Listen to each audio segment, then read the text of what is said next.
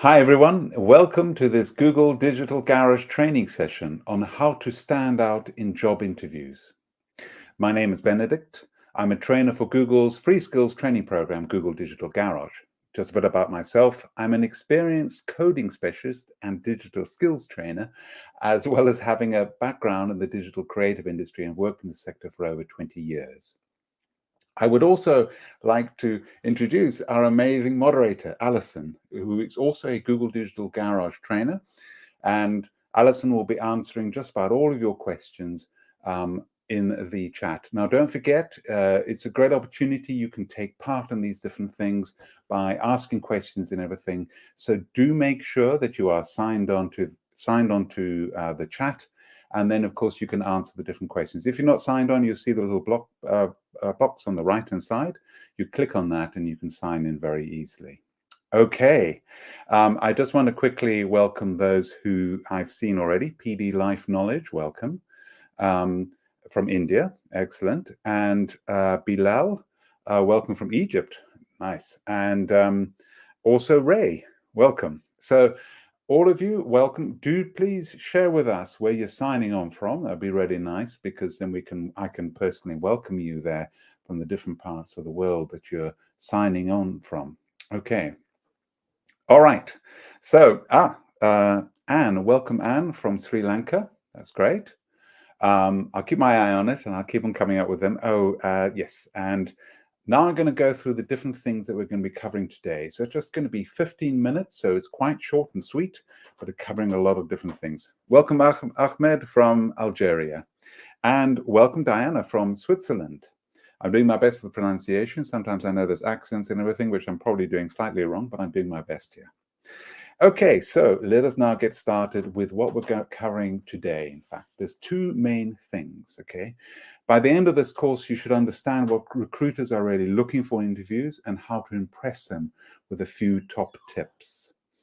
Okay, so let us now get started. So understanding what recruiters are looking for, in interviews, what they're actually looking out for, which is very important.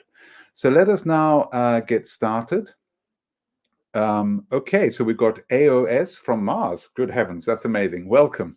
Okay, so first things first, body language. Now, if you look at the three figures, how would you describe their emotional feelings? How do you think, for example, number one feels? Is it possibly, I'm sort of juxtaposing here with what you've come up with, maybe a little bit worried or concerned, possibly. You can pick it up particularly in the body language. Number two looks full of life, all ready to share and everything. And number three looks a little bit more sort of this, with the arms folded, a little bit sort of closed, but watching in this, so a little not quite as open as number two, for example. So whether you're actually interviewing online or in person, body language really does matter. Now, it's very important to pay special attention during virtual interviews as camera angles or lighting can further affect how you might come across. Now, your body language is one of the first impressions you make. So try sit up straight, I'm doing so myself here, make eye contact and use appropriate gestures, which is so important, okay?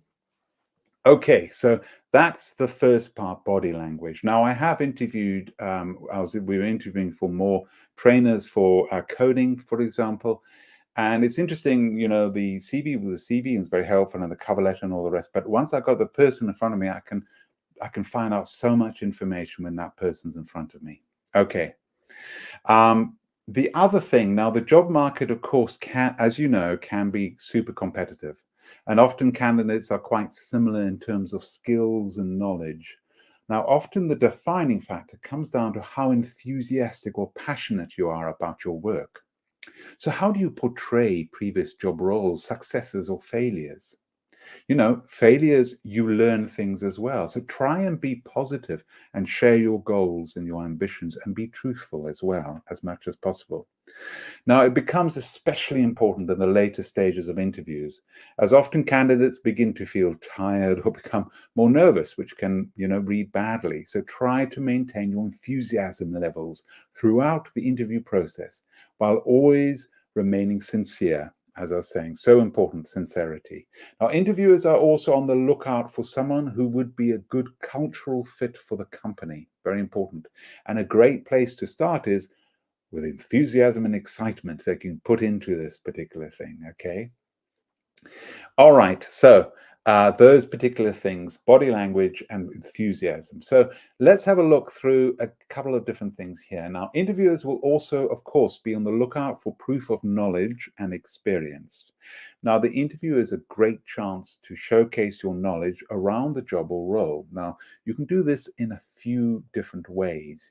You can use metrics to show successes. Say, for example, you're applying to be a manager at a new restaurant. I trained our waitresses doesn't have quite the same impact as I implemented training programs for the waitresses that increased sales by 20% within 1 month. It's nice and clear, got all the stats there as well, all the figures. Now, the whole, and sorry, I haven't finished it. We did this by providing them with basic sales skills and implementing an incentive program. So all of those different things, obviously it's to your advantage. Whether it's just the one I trained our waitresses, it's not putting across as much. Now, the other thing is give specific examples of projects or tasks. So in my last role as office manager, I created a new filing system that helped improve office efficiency, for example. And then also ask informed and specific questions. Now, this will really show that you have enough knowledge to critically consider what the interviewing is saying. What has been working well in this department? What are the department's opportunities? One of the things is as well, I do this often when I'm applying for different jobs. I have the job spec on the left-hand side in the column, and then the right-hand side, I have how I match particularly those particular elements of the job spec. So making sure that even if you don't have the knowledge, you are keen to learn, for example. Then the other thing is, if you can really use particular examples, and also one other thing, do research into the company. Doing research into the company can help a lot. You can really use this to show how you can help the company particularly. All right. Now, soft skills in action. Now, often, with experience and knowledge, interviewers want to see your soft skills in action. Now, soft skills are important to interviewers as they actually demonstrate your potential. How are you able to grow? They provide insight into what value you can add to the organization and how good a cultural fit you might be. If you say you're a good communicator, prove that in the way you tell stories. Ask questions and listen to the speaker. If you really want to prove that you are adaptable, perhaps share a story about a time you overcame a challenge or had to adapt to change. Now, even asking about the possibility of the role changing in the future might set you apart as someone who embraces change rather than shies away from it. So can you think of a few soft skills that you might want to showcase in your next interview? Now, the interesting side with this, with soft skills, we've got some of them out there in the slide, on the slide particularly. Adaptability, creativity, conflict management, etc. You can see them all there. One of the things which is quite useful is that this is more what is called a strength. Now, strength is quite interesting. You have your skills, your ability, what you trained in and all the rest. And that's quite clear what you have trained in and what you're able to do. But often soft skills is a little bit more impalpable. It's kind of more difficult to determine. And often you need to speak to your friends to find out what are your strengths. When you think of me, when do you call on me for particular help? What particular things do you notice about, it could be you might be really organized.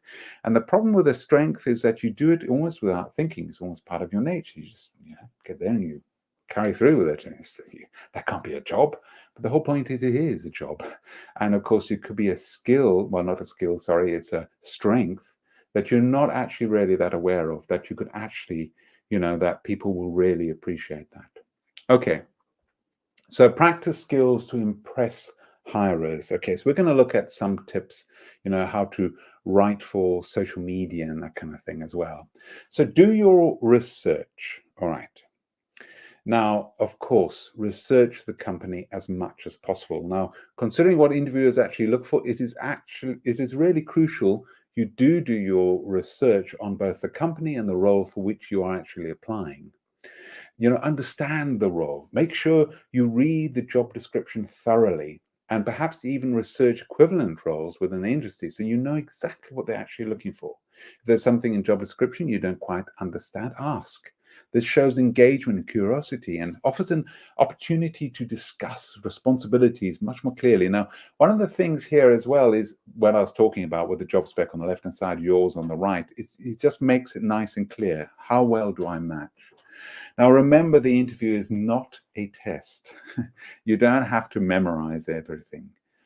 Interviewers are more interested in you showing preparedness, so feel free to write notes and refer to them when need be. Okay. All right. Very important is, okay, obviously you're bound to be nervous for an interview, but you probably want to try to sound as confident as possible. But many people might think that using loads of jargon might actually make them sound more prepared and qualified. But often the opposite is true. Jargon can make you sound clumsy rather than speaking smoothly and comfortably. And try to get your point across in the simplest way that is most comfortable for you. Okay, this will really make you seem far more confident and comfortable with the topic at hand. So don't try to disguise, also very important, don't try to disguise lack of knowledge with verbosity.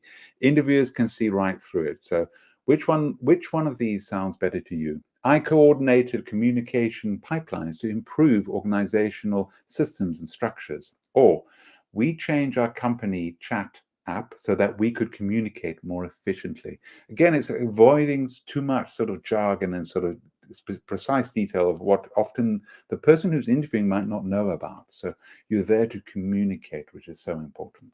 Okay. Prepare answers to common questions. Okay. Very, very important. There are common questions across all interviews. They're sometimes phrased differently but are asking the same sort of things. So some common ones are, what are your strengths? Now ask your friends, your colleagues about this to get an idea. But often one's not that aware of actually one's strengths. What are your weaknesses? Ask your friends and your colleagues. What are your career goals and aspirations, and why do you want to work for us? Okay, so there are some different things. Okay, be sincere and honest, highlight your value, and ask for clarification if there's anything you don't understand. Very, very important. Okay.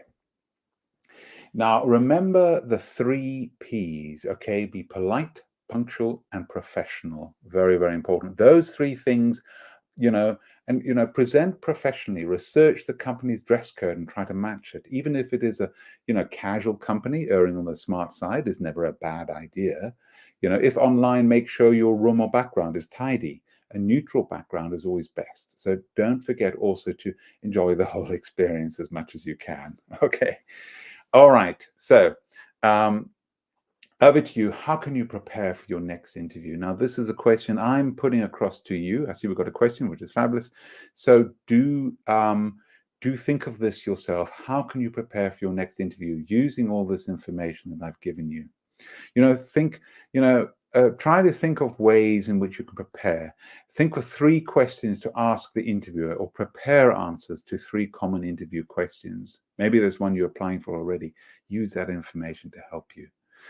Okay, we've got Bilal Ashraf. Welcome, Bilal. How do I answer the introduce yourself question appropriately? Because it's really the most annoying thing for me in interviews. Okay, fine. That's fine, Bilal.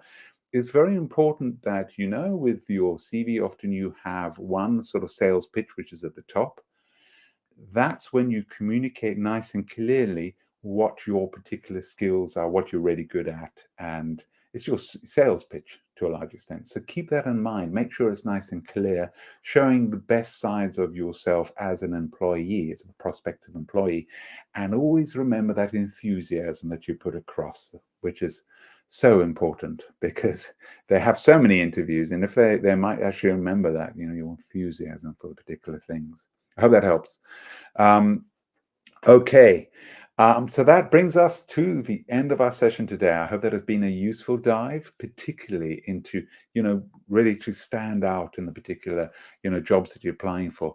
As I mentioned at the beginning of the session, if you are interested in more training from Google Digital Garage, there are a few ways you can continue learning. We are running many more Google Digital Garage webinars in different subjects. If you would like to check out the scheduled webinars, please see information on this in the description below. There'll be different topics available to watch, and we will be updating the schedule regularly, so don't miss out on that. There's one, for example, updating your CV, for example, as well. Also, if you would like to carry on learning online in your own time, check out the Google Digital Garage website for more online training courses, which often you get a certificate for, which are available to you 24/7. One that I'd recommend is Fundamentals of Digital Marketing. For example, if you are in that particular industry, or you're wanting to advertise, to advertise yourself in that particular area. So I want to thank everyone for joining today. I want to thank you, Alison. You've been absolutely fabulous. We really do look forward to welcome you again to another Google Digital Garage training session soon. Thank you.